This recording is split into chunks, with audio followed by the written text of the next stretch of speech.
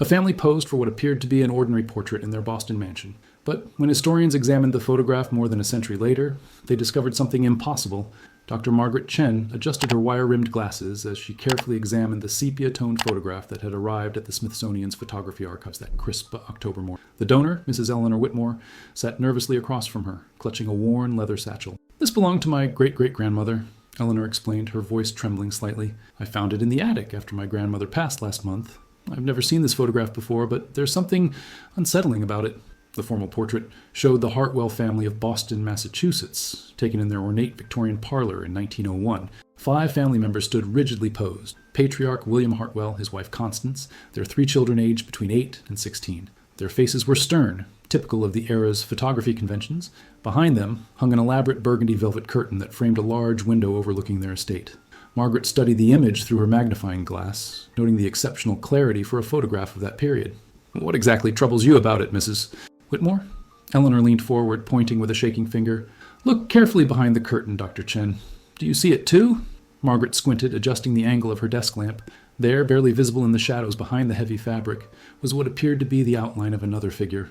Margaret's breath caught as she switched to a higher-powered magnifying glass. The shadowy figure behind the curtain became more distinct. A small hand pressed against the window glass, and what looked like a child's face peering out from the darkness.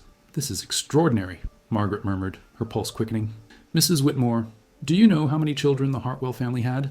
Eleanor shook her head, wrapping her shawl tighter around her shoulders.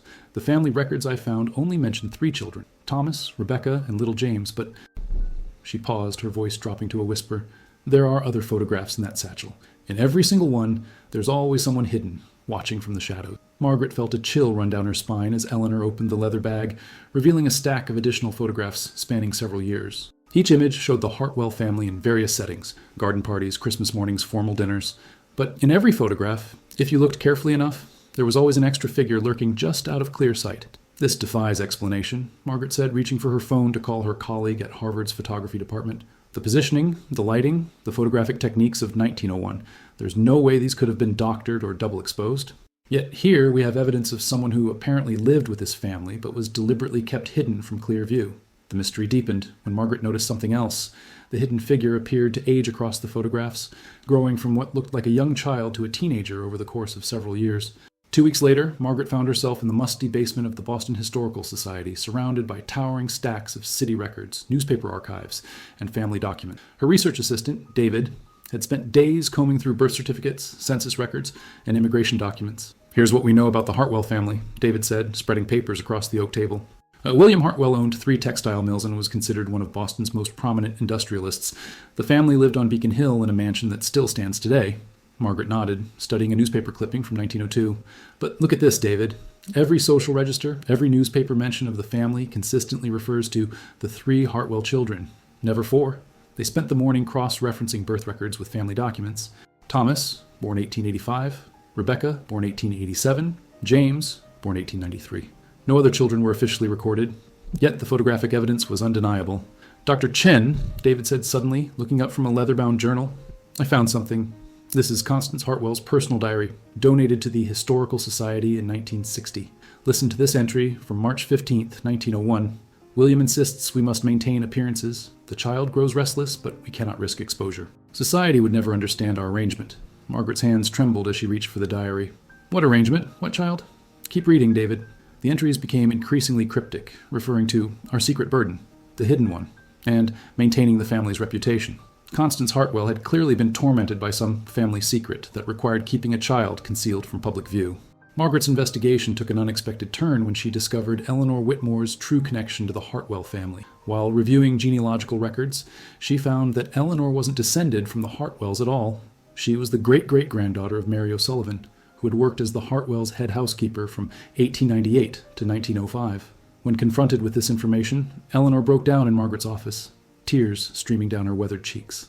"I'm sorry I lied, Dr. Chen, but I had to know the truth. My family has carried this burden for over a century." Eleanor revealed that Mary O'Sullivan had left behind her own collection of letters and photographs, hidden away in the servants' quarters of the Hartwell mansion. These documents painted a very different picture of the family's secret. "According to my great-great-grandmother's letters," Eleanor explained, "the Hartwells were hiding someone, but not for the reasons you might think. This wasn't about shame or scandal, it was about protection. Margaret studied Mary's carefully preserved letters, written in elegant script despite her humble education. One letter to her sister in Ireland, dated June 1901, was particularly revealing. "The poor child has been through such terrible trauma. Mrs. Hartwell has the kindest heart, taking her in when no one else would, but Mr. Hartwell fears what Boston society would say about harboring a child from such circumstances." The letters hinted at a tragic backstory involving the mysterious fourth child, someone who had come to live with the Hartwells under extraordinary circumstances that required absolute secrecy. Margaret's research led her to the archives of the Boston Globe, where she discovered a series of articles from 1900 about a devastating fire at one of the Hartwell textile mills. The tragedy had killed 17 workers, mostly Irish and Italian immigrants, and left several children orphaned. "Look at this witness testimony," David said, pointing to a newspaper column dated December 3rd, 1900. A mill worker named Patrick Murphy testified that his 8-year-old daughter, Catherine, had been at the mill that day visiting him when the fire broke out. She was initially presumed dead, but her body was never found. Margaret felt the pieces beginning to fit together. The timeline matched perfectly. The mill fire occurred in December 1900, and the first photograph showing the hidden child was taken in early 1901. She drove out to the site of the former mill, now a small park in South Boston. Speaking with elderly residents of the neighborhood, she heard fragments of stories passed down through generations. Mrs. Rosa DeMarco, whose grandfather had worked at the mill, shared a particularly intriguing family legend. "My grandfather always said that Mr. Hartwell saved a little girl from the fire, but that officially she had died with her father. Something about her having witnessed something she shouldn't have, something dangerous. The Hartwells took her in, but she could never be acknowledged publicly because it would have put her life at risk." Margaret realized they weren't dealing with a family's shameful secret, but rather an act of extraordinary compassion and protection. The mysterious child in the photographs wasn't being hidden out of embarrassment. She was being sheltered from a very real threat. Through painstaking detective work, Margaret and David uncovered the full, tragic story of Catherine Murphy. Her father, Patrick, had been more than just a mill worker. He had been documenting unsafe working conditions and planned to testify before a city commission about violations of child labor laws and safety regulations. Patrick Murphy had been gathering evidence against several mill owners, not just Hartwell. Margaret discovered in a letter from a labor organizer. He had proof of bribery, unsafe machinery, and children being forced to work in dangerous conditions. The fire wasn't accidental.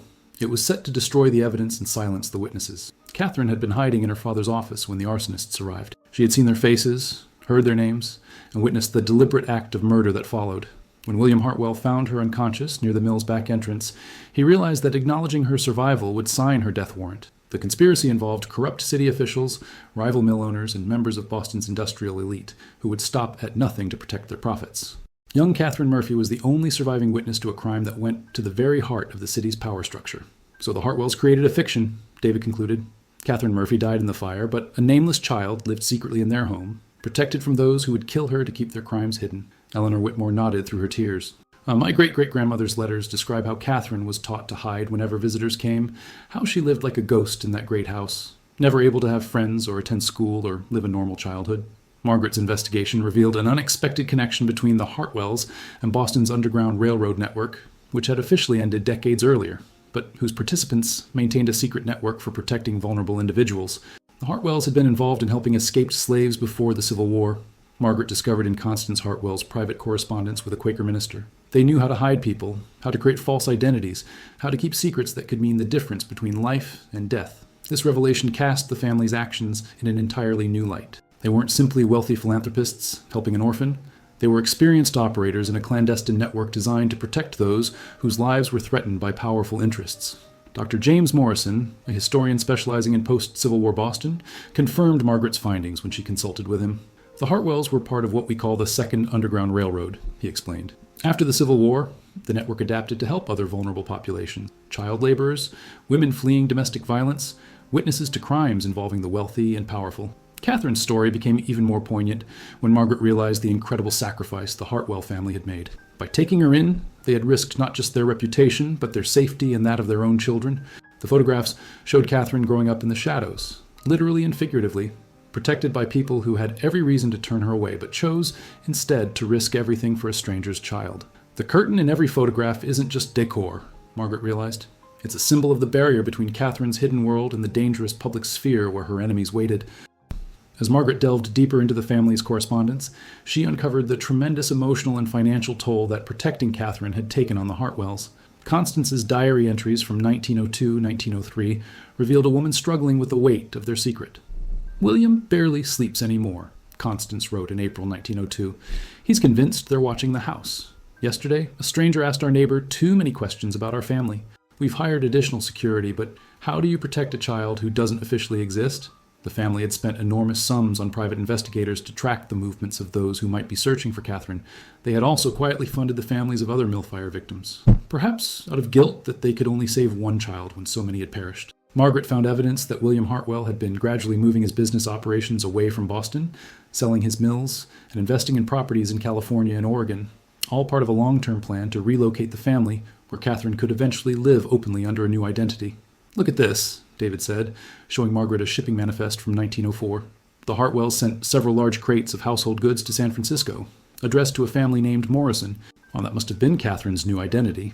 Eleanor Whitmore confirmed this discovery with another of her great-great-grandmother's letters. "Little Catherine has grown into such a brave young lady. Tomorrow she leaves for her new life in California, where she can finally step out from behind the curtain. Mrs. Hartwell cried for 3 days, but we all know this is the only way she can truly be safe." The photographs had documented not just a family secret, but a years-long rescue operation that had required incredible courage and sacrifice from everyone involved. The last photograph in Eleanor's collection was different from all the others. Taken in 1905, it showed the Hartwell family in their garden, but for the first time, Catherine stood openly among them, no longer hidden behind curtains or lurking in shadows. "This must have been taken just before she left for California," Margaret said, studying the image through her magnifying glass. Catherine appeared to be about 13 years old, wearing a beautiful white dress and standing between Thomas and Rebecca Hartwell, who had their arms around her shoulders protectively. The girl's face was no longer obscured by shadows or fabric. She had light hair, freckles, and intelligent eyes that seemed to hold wisdom far beyond her years.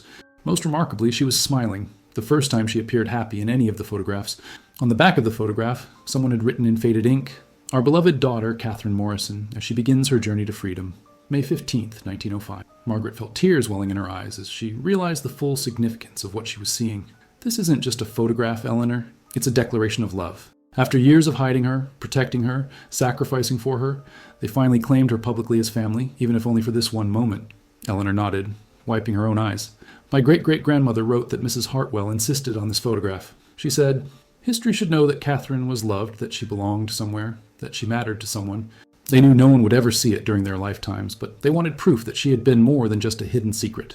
She had been their daughter."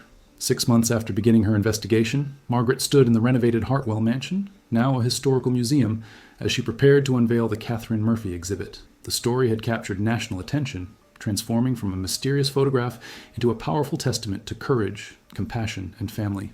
Eleanor Whitmore, now 78, sat in the front row as Margaret addressed the gathered crowd of historians, journalists, and descendants of Boston's Irish immigrant community. Catherine's story had resonated far beyond academic circles, inspiring contemporary discussions about protecting vulnerable children and standing up to powerful interests. "The Hartwell family photos teach us that love isn't always visible," Margaret explained to the audience. "Sometimes the greatest acts of devotion happen in the shadows, behind curtains, in spaces between what society acknowledges and what the heart knows to be true." The museum had tracked down Catherine's descendants in California, where she had indeed lived under the name Catherine Morrison, eventually marrying, having children, and living to the age of 87. Her granddaughter, Maria Santos, had traveled from San Francisco for the exhibit opening. Catherine told us stories about her Boston family, Maria shared with the audience. She never forgot the people who saved her life, who loved her when she had nothing, who gave her a future when powerful men wanted to erase her past. She taught us that families aren't just made by blood. They're made by choice, by sacrifice, by the decision to protect those who can't protect themselves. As the evening concluded, Margaret looked once more at the final photograph, the Hartwell family with young Catherine standing openly among them. Behind them, the burgundy curtain that had once hidden her now stood open, framing not secrets and shadows, but light, hope, and the enduring power of love to triumph over fear. The mystery had been solved, but more importantly, a forgotten girl had finally been remembered, honored, and claimed by history itself.